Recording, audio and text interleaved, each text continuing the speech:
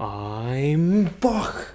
Welcome to episode 6 of Behind the Music, a video series where I, along with other incredible young musicians, share a little bit about our crafts.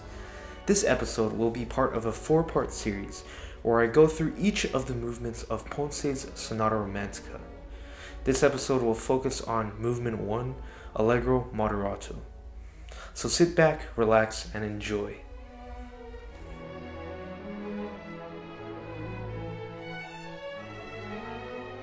Manuel Maria Ponce was a Mexican composer and pianist of the 20th century. As a child, he was a prodigy at the piano, interpreting pieces at just the age of 4. Overall, he played a significant role in expanding the world of the classical guitar, as he had a very good friend who was a classical guitarist by the name of Andre Segovia. Their close friendship led Ponce to compose many pieces for the guitar, from his Sonatina Meridional to his variations on a theme of folio. Aside from the guitar, Ponce wrote many pieces for other instruments, such as the piano, for voice, and for a lot of chamber music. One of my favorite pieces from Ponce that's not for guitar is actually his Piano Concerto No. 1, which you actually hear playing in the background right now. It's an incredible work, jam-packed with passion, excitement, and just so much of an amazing journey. In the realm of musical advancement, Ponce played a role similar to that of Heitor Villa-Lobos, another prominent composer at the time.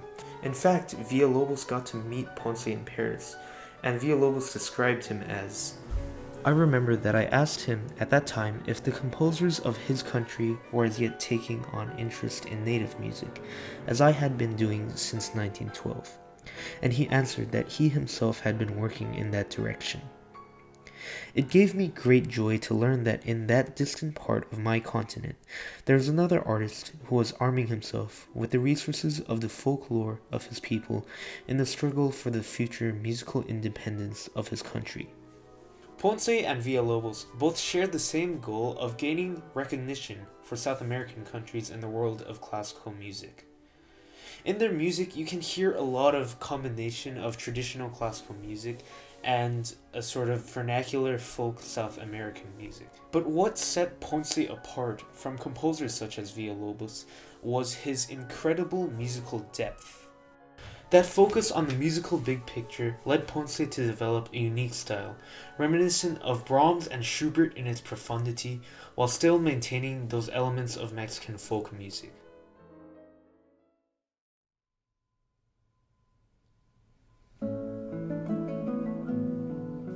Sonata Romantica by Ponce was dedicated to his good friend Andre Segovia, and was written as a homage to the German composer Franz Schubert. This particular sonata is rather reminiscent of Schubert in that it has very long and beautiful phrases and a lot of musical depth packed inside of it. This first movement is titled Allegro Moderato and is very reminiscent of Schubert's Sonata in A major. It starts off with a really beautiful subject.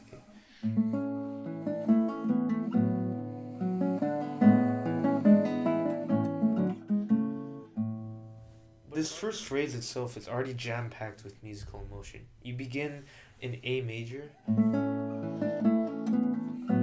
then you go to a B minor chord, but it's a little bit incomplete, which gives the listener a feeling of openness, as if you don't know what's going to happen. Then we get to E major, which with the A and the bass establishes a very dissonant chord that kind of leads the listener to anticipate what's going to happen. And then back to 8 major. Then Ponce repeats this theme in the next line.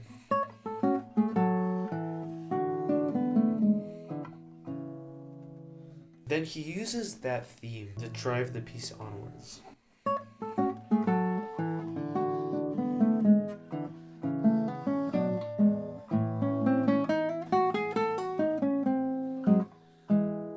Then we get to this C sharp minor, and it sets up the return to A majors.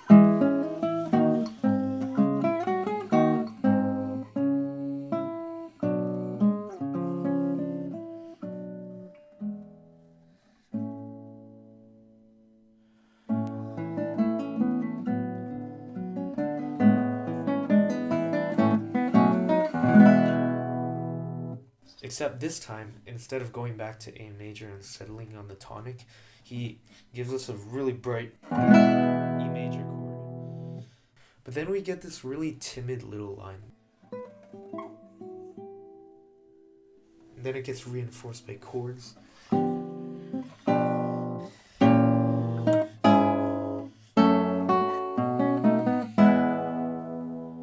instead of going to the home key of A major, we get an E major.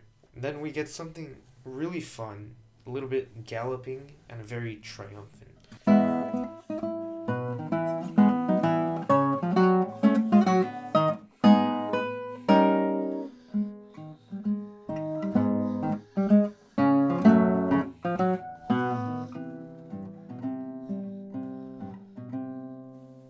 We get to C major, and like before, it's timid and quiet, something kind of out of the blue. And like before, we get it reinforced by chords. And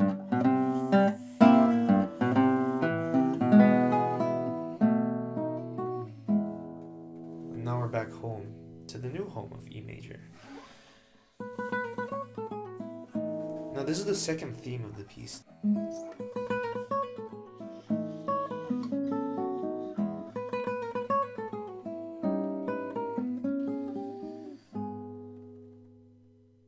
Then we get this really giant build that Ponce does to a little bit of a cliffhanger. I'll just have you listen right now.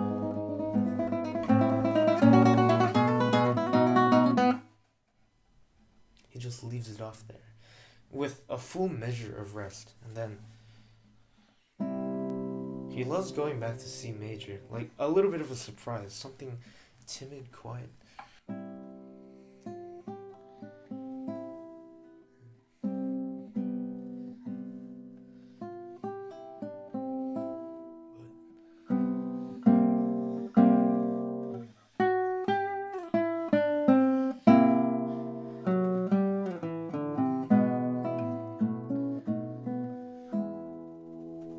So nice. Same thing as the beginning.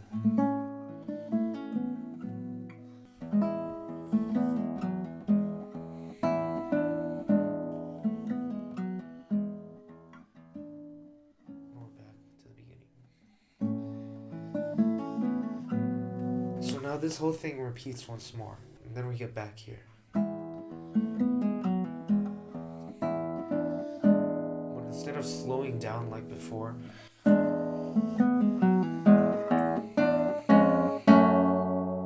something completely new, something very powerful.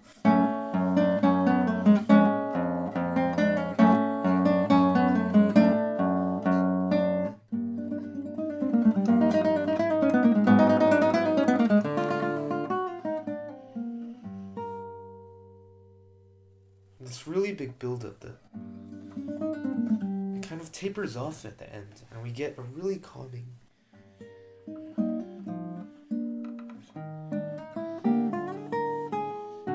But then he throws an F sharp in there.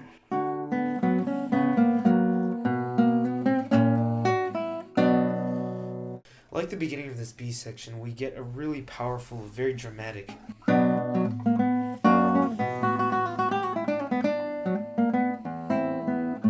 But then it begins to taper off again.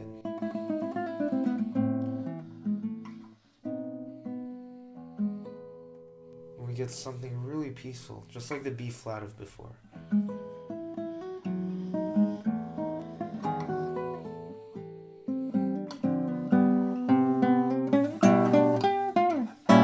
then it builds to the super dissonant chord.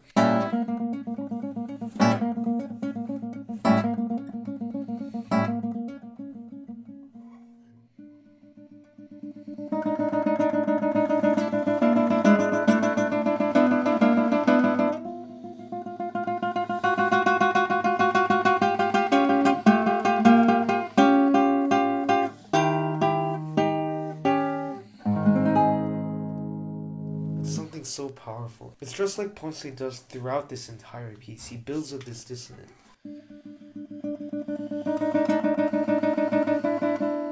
And then he resolves it.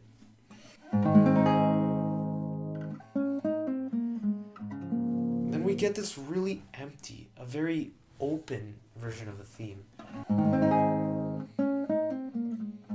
This time it's completely bare. The only thing that's there are the beginning chord changes and the original melody. But we get a different chord.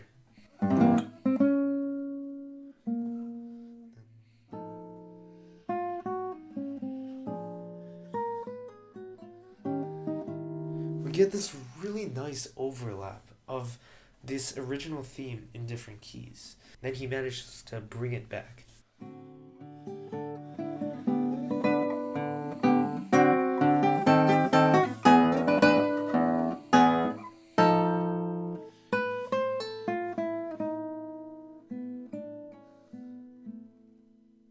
The way that Ponce manages to get to this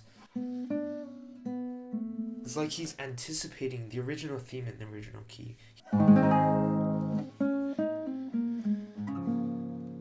And we've got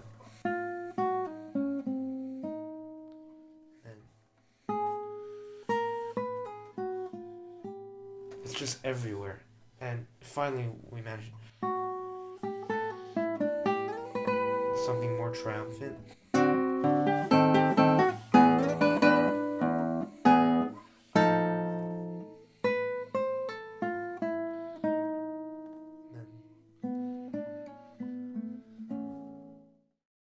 Since the remainder of this movement is practically just a repetition of the original exposition, I'll just be playing a recording for you I made a few months ago for the Omni Foundation. I'll also put some sheet music for you to follow along and see what changes there were from before.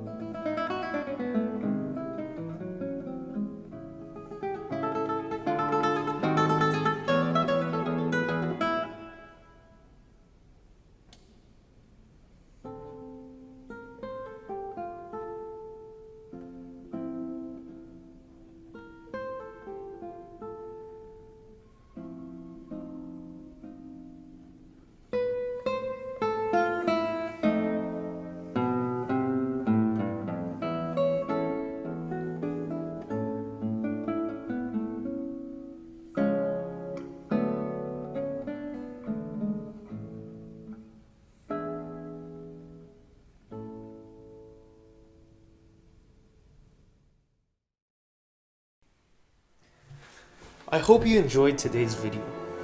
If you did, please consider following along with this series so I can continue to bring to you what's going on behind the music. Hope you're well, and I'll see you next time.